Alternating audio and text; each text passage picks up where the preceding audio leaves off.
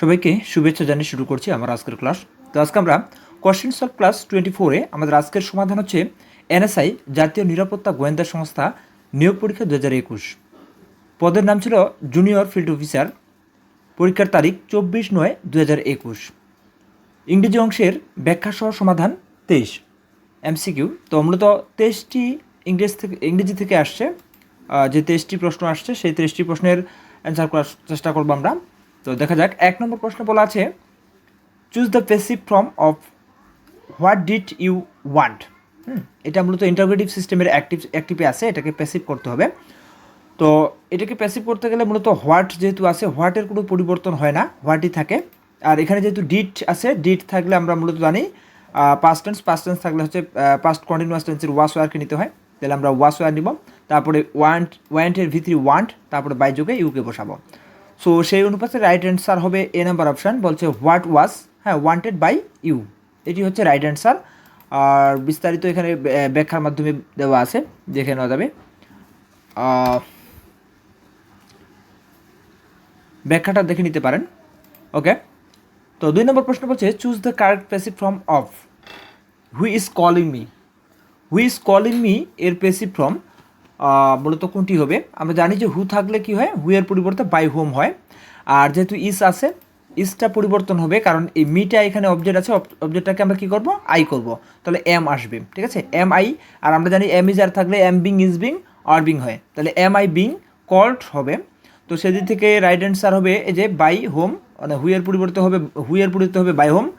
আর এখানে এম এই কারণে হলো যে মিটা আছে, মিটাকে সাবজেক্ট করলে আই আসবে। ওকে, তাহলে মি আই বিং, আর কলের পাস্ট পার্টিসিপাল ফর্ম হচ্ছে কল্ড, সেই ক্ষেত্রে সি নম্বরটা রাইট অ্যান্সার। আর ব্যাখ্যাটি এখানে দেওয়া আছে, দেখে নেওয়া যাবে, অর্থাৎ দেখে নিতে পারেন। 3 নম্বর প্রশ্ন বলছে চুজ দ্য অ্যাপ্রোপ্রিয়েট প্রেপোজিশন, অর্থাৎ প্রেপোজিশনের যে ব্যবহার সেটা বলছে কি, the bus service is not available today, the drivers gap are strike. Okay, তো মূলত এখানে ব্যাখ্যাটা আগে দেখে নেই। ব্যাখ্যা হচ্ছে বি ভার্ব, অর্থাৎ বি ভার্বের পরে অন প্রেপোজিশন, তারপর হচ্ছে স্ট্রাইক যদি থাকে, তাহলে অর্থটা দিবে হচ্ছে অবরোধ বা ধর্মঘট করা, শুরু করা। ওকে, তো এখানে বলাই আছে the bus service is not available today, আজকে বাস চলতেছে না, কারণ হচ্ছে কি দ্য ড্রাইভাররা আর কি, অর্থাৎ চালকেরা কী করতেছে, ধর্মঘট করছে। সেই ক্ষেত্রে আমরা এখানে নিব গ্যাপে হচ্ছে অন প্রেপোজিশনকে। ওকে, তাহলে ডি নম্বর অপশন হচ্ছে রাইট। 4 নম্বর প্রশ্ন বলছে they are going to meet the principal gap Sunday morning. মূলত দিনের পূর্বে, অর্থাৎ দিনের নামের পূর্বে মূলত অন প্রিপোজিশন বসে, সেদিক থেকে রাইট অ্যান্সার বলবো হচ্ছে আমরা A number option on. 5 number প্রশ্ন বলছে I shout gave him from the other side of the street but he could not hair.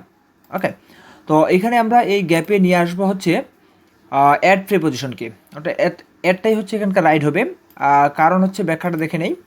বলছে শাউট অ্যাট সামবডি, এরপরে সামবডি, অর্থাৎ হিমটা হচ্ছে সামবডি, ব্যক্তি।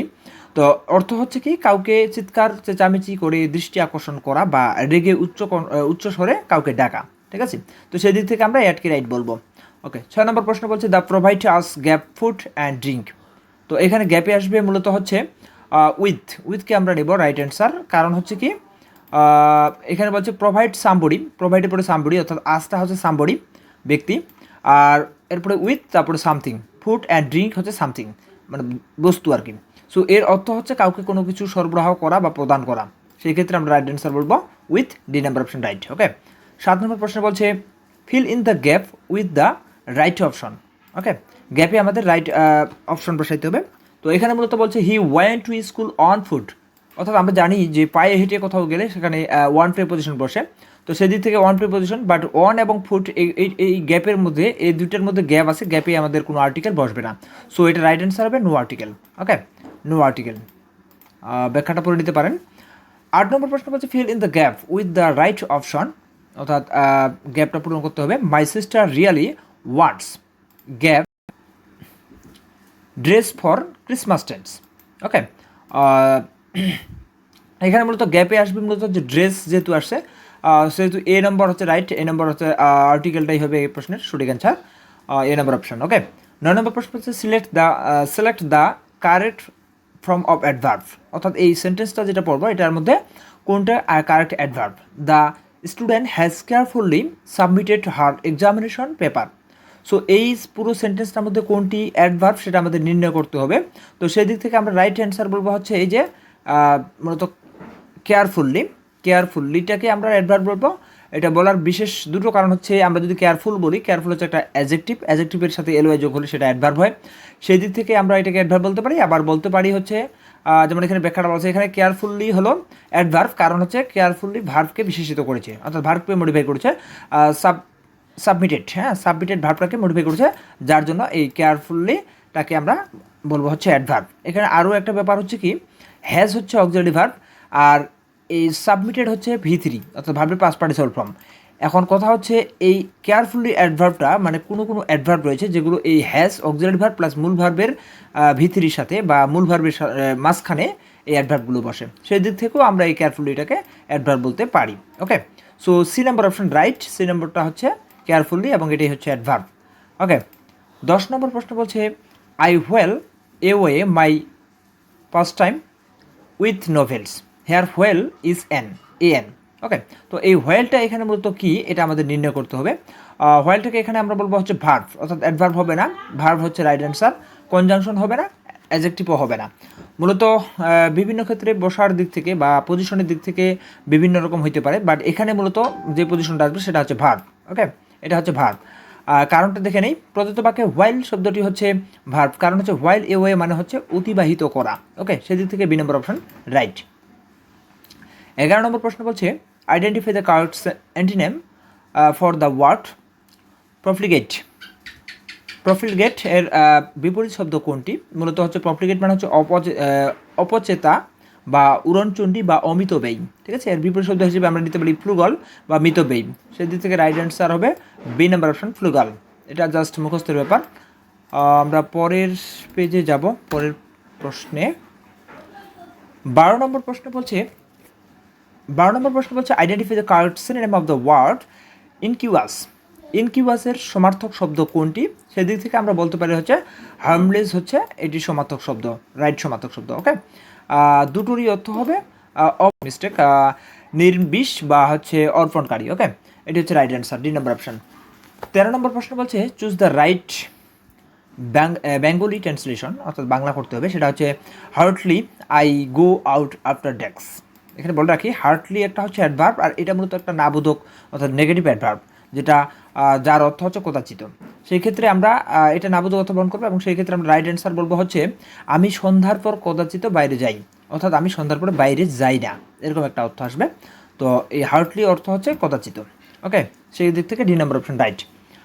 14 নম্বর প্রশ্ন বলছে the right Bengali translation of the sentence it is 15 minutes past 4 is, অর্থাৎ it is 15 minutes past 4, এটার বাংলা অর্থ কোনটি হবে?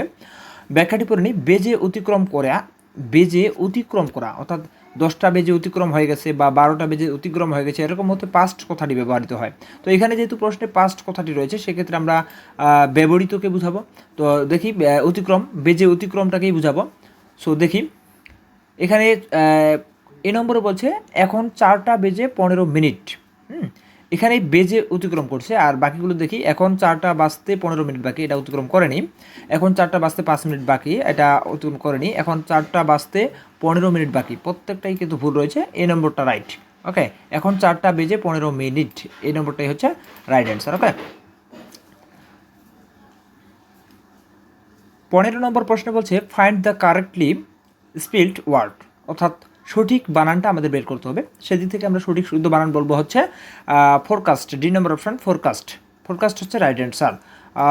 বানানটা হচ্ছে FOR ফর ECAST, ফোরকাস্ট, যার বাংলা অর্থ হচ্ছে পূর্বাভাস দেয়া বা ভবিষ্যৎবাণী করা। Okay, D number option right. 16 নম্বর প্রশ্ন বলছে which of the following word is correctly spelled, অর্থাৎ সঠিক বানান কোনটি, সেটা আমরা বলবো হচ্ছে সি নম্বর অপশন প্যালাট। হ্যাঁ, PALAT, প্যালাট। ওকে, এটি হচ্ছে রাইট অ্যান্সার। প্লাট যার অর্থ হচ্ছে শান্ত বা আশ্বস্ত করা। ওকে, সেই দিক থেকে 16 নম্বর প্রশ্নের রাইট অ্যান্সার হচ্ছে সি নম্বর অপশন।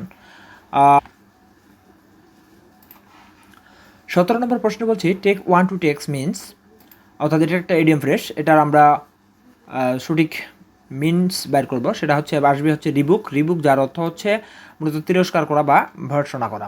ওকে, ভর্ৎসনা করা। তো D number option right. 18 number প্রশ্ন বলছে choose the correct form of the tense. টেন্সের সঠিক ফর্মটা বের করতে হবে। বলছে আই শ্যাল ভিজিট দ্য 21শে বুক ফেয়ার টুমরো। এখানে একটা ব্যাপার হচ্ছে এই টুমরো যখন থাকবে সেটা মূলত ফিউচার টেন্সকে নির্দেশ করে।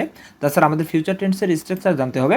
যেমন এখানে ব্যাখ্যাতে বলা আছে প্রদত্ত বাক্যটি হলো সিম্পল ফিউচার টেন্স। এটা হচ্ছে সিম্পল ফিউচার টেন্স অর্থাৎ ফিউচার ইনডেফিনিট টেন্স। তো সাধারণত সিম্পল ফিউচার টেন্স এর গঠন হলো সাবজেক্ট আসবে, শ্যাল উইল আসবে, প্লাস ভার্বের বেস ফর্ম আসবে, প্লাস এক্সটেনশন আসবে। তো সেই দিক থেকে রাইট অ্যান্সার আমরা বলতে পারি হচ্ছে C number option, simple future tense. এটা হচ্ছে ফিউচার ইনডেফিনিট টেন্স বা সিম্পল ফিউচার টেন্স।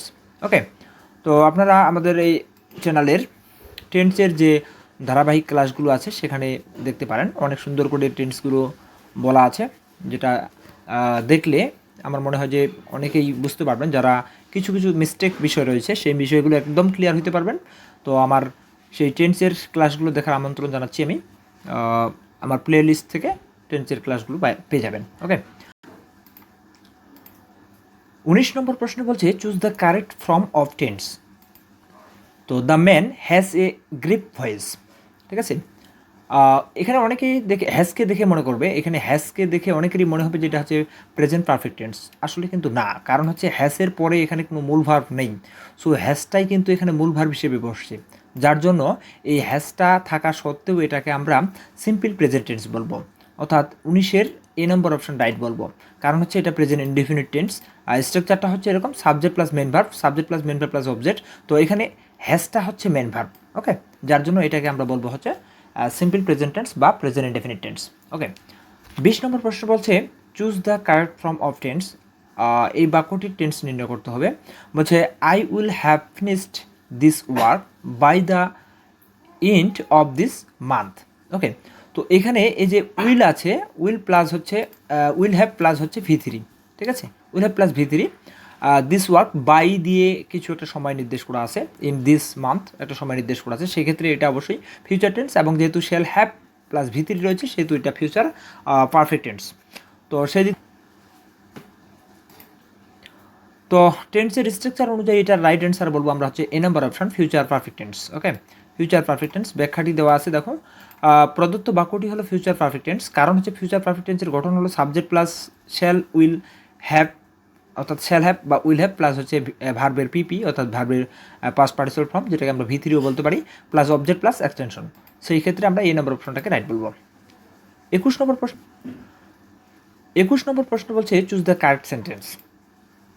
তো নিচের বাক্যগুলোর মধ্যে কোনটা সঠিক সেটা আমাদের বের করতে হবে। এ নম্বর অপশনে বলছে many people are dying of কোভিড-19। তো সেই দিক থেকে আমরা জানি যে রোগে মারা গেলে মূলত হচ্ছে ডাইংয়ের পরে বা ডাইয়ের পরে অফ বসে।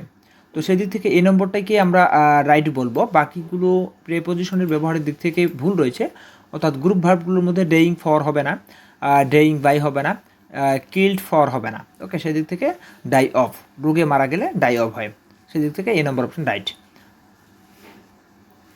22 নম্বর প্রশ্ন বলছে চুজ দ্য কারেক্ট সেন্টেন্স। নিচের কোন বাক্যটি সঠিক? তো আমরা জানি যে ওয়ান দ্বারা যদি কোনো সেন্টেন্স শুরু হয় তাহলে তার পজিটিভ কিন্তু ওয়ান্স আসে।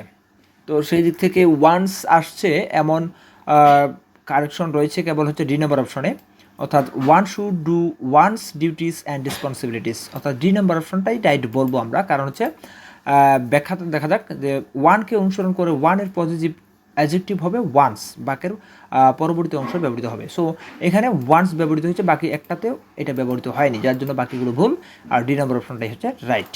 ওকে, আর 23 নম্বর প্রশ্ন বলছে 23 নম্বর প্রশ্ন বলছে চুজ দ্য কারেক্ট সেন্টেন্স, অর্থাৎ নিচের বাক্যগুলো কোনটি রাইট। আমরা বলতে পারি হচ্ছে I was late because there was so much traffic. এটাকে রাইট বলবো, কারণ হচ্ছে আমরা ব্যাখ্যাটি যদি পড়ে নেই, ব্যাখ্যাটি পড়লেই বোঝা যাবে। ব্যাখ্যাটি হচ্ছে যে বিকজ এর পূর্বে ক্লজটি পাস্ট টেন্স এ থাকায়, মানে পাস্ট টেন্সে থাকায় পরের ক্লজটিও পাস্ট টেন্স হয়।